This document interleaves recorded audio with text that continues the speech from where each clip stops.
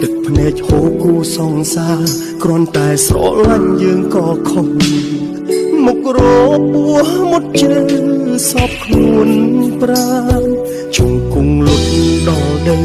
ក៏គ្មានអ្នកណាគេអាណិតគេមិនខ្វល់ស្នេហ៍ពិត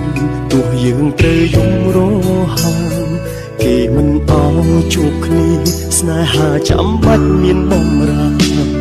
ទោះគេហាមយ៉ាងណាក៏ស្រឡាញ់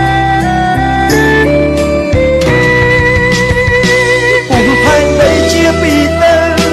បើចង់បំបែកស្នេហ៍ខ្ញុំមិនអាចទ្រាំបែកបាក់ស្នេហាតែស្រឡាញ់បើផែនដីនៅតែមូលសូមឲ្យយើងជួបគ្នាវិញជួបគ្នាវិញព្រោះយើងស្រឡាញ់គ្នាជាតិនេះទោះត្រូវស្លាប់ប៉ុន្មានជាតិបងនៅតែស្រឡាញ់អូនក្រៅពីអូនបងមិនអាចទេយំអ្នកណាមិនឲ្យពួកយើងជួបគ្នាដឹងទេពួកយើងឈឺផ្សាសូមប្រាប់ថាពួកយើងព្រមស្លាប់បែ